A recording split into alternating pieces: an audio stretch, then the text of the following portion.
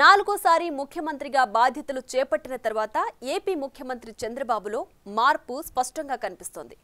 గతంలో ముఖ్యమంత్రిగా వ్యవహరించిన సమయంలో వ్యవహరించిన తీరుకు ప్రస్తుత వ్యవహార శైలి పూర్తి డిఫరెంట్గా కనిపిస్తోంది. కార్పొరేట్ సీఈఓల వ్యవహరిస్తారన్న ముద్ర చెరిపేసుకుంటూ ఇప్పుడు ఆయన ప్రజలతో మమేకమవుతున్న తీరు అందరినీ ఆశ్చర్యపరుస్తోంది. తాజాగా అన్నా క్యాంటీన్ ప్రారంభోత్సవం సందర్భంగా అది మరోసారి స్పష్టమైంది.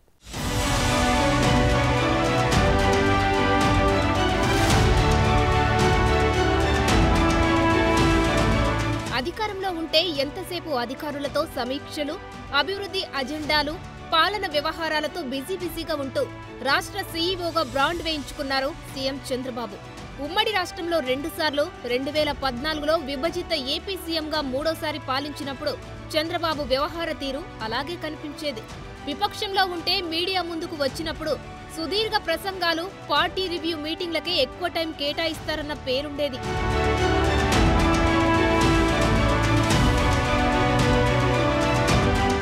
గతంలోనూ ఆయన విపక్ష నేతగా వ్యవహరించినప్పటికీ గడిచిన 5 ఏళ్లలో ఆయన ప్రతిపక్ష నేతగా ఎన్నో సవాళ్లు ఎదుర్కొన్నారు. తన రాజకీయ జీవితం మొత్తంలో ఎప్పుడూ చూడని ప్రతీకార రాజకీయాల్ని చూశారు. జగన్ ప్రభుత్వ కక్ష సాధింపు చర్యలతో దాదాపు 2 నెలలు జైలు జీవితం కూడా గడపాల్సి వచ్చింది ఆయనకి. 14 ఏళ్లు ముఖ్యమంత్రిగా పనిచేసిన ఆ అపర చాణక్యుణ్ణి ఏడిపించి సీఎంగానే శాసనసభలో అడుగు పెడతానని శపథం చేసే పరిస్థితి కల్పించింది గత ప్రభుత్వం.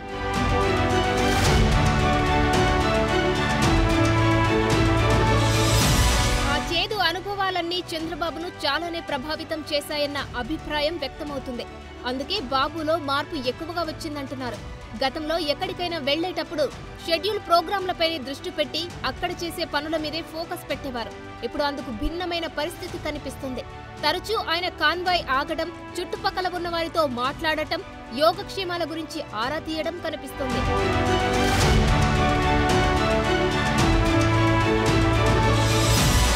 మొన్నీ మధ్య ప్రకాశం బ్యారేజ్ మీద వెళ్తున్న ముఖ్యమంత్రి కాన్వాయ్ సడన్ గా ఆగిపోయింది. పొంగి పొర్లుతున్న కృష్ణానదిని చూస్తూ అక్కడ ఉన్నవారి యోగక్షేమాలు కనుక్కుంటూ చంద్రబాబు అందర్నీ ఆశ్చర్యపరిచారు. ఒక్కసారి తన కాన్వాయ్ వెనుక పరిగెత్తుకొస్తున్న మహిళను గమనించి రోడ్డు మీద కాన్వాయ్ ఆపి ఆమె మంచి చెడు కనుక్కొని ఆమెకు అవసరమైన సేవలు అందించమని పార్టీ శ్రేణులను పురమాయించారు. ఇక ఇటీవల చేనేత ప్రదర్శనకు వెళ్లి తన సతీమణి నారా భువనేశ్వర్కి 2 చీరలు కొనడం చుట్టూ ఉన్న వారికి నిజంగానే షాక్ ఇచ్చింది. ఉప్పాడ చీర కూడా నేను కొన్నాను, ఇప్పుడే కొన్నాను.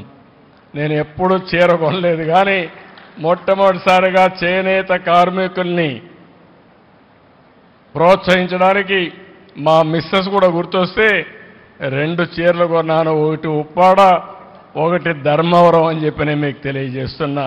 తాను విపక్షంలో ఉన్నప్పుడు తాను ఎక్కడికి వెళ్తే అక్కడికి ఫాలో అయి వచ్చిన 2 అభిమానుల్ని గుర్తు పెట్టుకుని మరీ తన వద్దకు పిలిపించుకున్న చంద్రబాబు వారితో మాట్లాడడం, వారి గురించి తెలుసుకోవడంతో ఆ 2 అభిమానులు ఆనందంతో ఉక్కిరిబిక్కిరి అయ్యారు. దెందులూరుకు చెందిన దుర్గాదేవి, వినుకొండకు చెందిన శివరాజు యాదవ్ తెలుగుదేశం పార్టీకి వీరాభిమానులు. విపక్షంలో ఉన్న 5 ఏళ్లలో ఎప్పుడు చంద్రబాబు ఎక్కడికి వెళ్లినా అక్కడకు 2 వచ్చేవారు.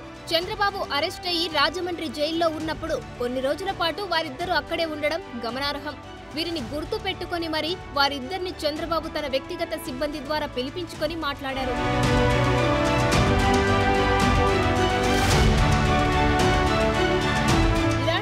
చంద్రబాబులో గతంలో ఉండేది కాదని 4వసారి సీఎంగా బాధ్యతలు చేపట్టాక ఆయన ప్రజలతో మరింతగా మమేకమవుతూ తనలోనే కొత్త కోణం చూపిస్తున్నారన్న అభిప్రాయం వ్యక్తమవుతుంది. తాజాగా ఏపీలో 5 ఏళ్ల తర్వాత అన్నా క్యాంటీన్లు మళ్లీ ప్రారంభమయ్యాయి. టీడీపీ వ్యవస్థాపకుడు అన్న ఎన్టీఆర్ సొంత నియోజకవర్గం గుడివాడలో సీఎం చంద్రబాబు సతీ సమేతంగా మొదటి క్యాంటీన్ ప్రారంభించారు. ఎన్టీ రామారావు గారు పుట్టిన స్థలం, మొదటిసారి ఎమ్మెల్యే అయిన నియోజకవర్గం గుడివాడ. తెలుగుదేశం పార్టీ ఎప్పుడూ గుడివాడకు రుణపడి ఉంటుంది, దాంట్లో అనుమానమే లేదు. ఫౌండర్ మెంబర్ యొక్క నియోజకవర్గం ఈ కాన్స్టిట్యున్సీ. అలాంటి నియోజకవర్గంలో ఈరోజు అన్నా క్యాంటీన్ పునఃప్రారంభించే దుర్మార్గమైన కార్యక్రమాల వల్ల మళ్లీ దాన్ని మనం అధికారం రాకపోయి ఉంటే పెట్టేవాళ్ళం కాదేమో గాని ఈరోజు మళ్లీ ప్రారంభించాం. ఈ గుడివాడలో 3 క్యాంటీన్లు పెట్టాలనుకున్నాం. ఇప్పుడు 2 రెడీ అయినాయి. తొందరలో అది కూడా ప్రారంభిస్తాం. ఈ సందర్భంగా తిరుమల కొండపై అన్న ప్రసాదాల్ని ప్రారంభించిన అన్న ఎన్టీఆర్ గొప్పతనాన్ని ప్రశంసించిన ఆయన గోదావరి జిల్లాలో అన్నపూర్ణగా కీర్తించబడుతూ డిప్యూటీ సీఎం పవన్ కళ్యాణ్ పదే పదే స్మరించే డొక్కా సీతమ్మను గుర్తు చేసుకోవడం విశేషం. డొక్కా సీతమ్మ నిన్నుంటారు మీరు. ఈస్ట్ గోదావరిలో గన్నవరంలో ఉండేది. ఆ రోజుల్లో ఎవరైతే గోదావరి దాటొస్తే ఎన్నో ఇబ్బందులున్నాయని వంట చేసి వచ్చిన వాళ్ళందరికీ తిండి పెట్టేది. అందుకే ఇప్పటికి కూడా డొక్కా సీతమ్మ అంటే అన్నదానం చేయడంలో మేటైన మహిళగా చరిత్రలో మిగిలిపోయింది. శాశ్వతంగా గుర్తుపెట్టుకుంటున్నాం.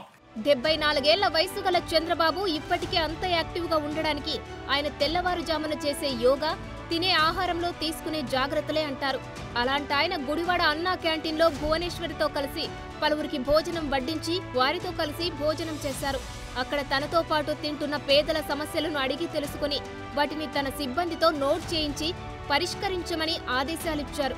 ఆయన 4వ సీఎంగా పగ్గాలు చేపట్టాక అలా అందరితో కలిసిపోతుండడం పార్టీ శ్రేణుల్లో సరికొత్త ఉత్సాహం నింపుతోందిప్పుడు.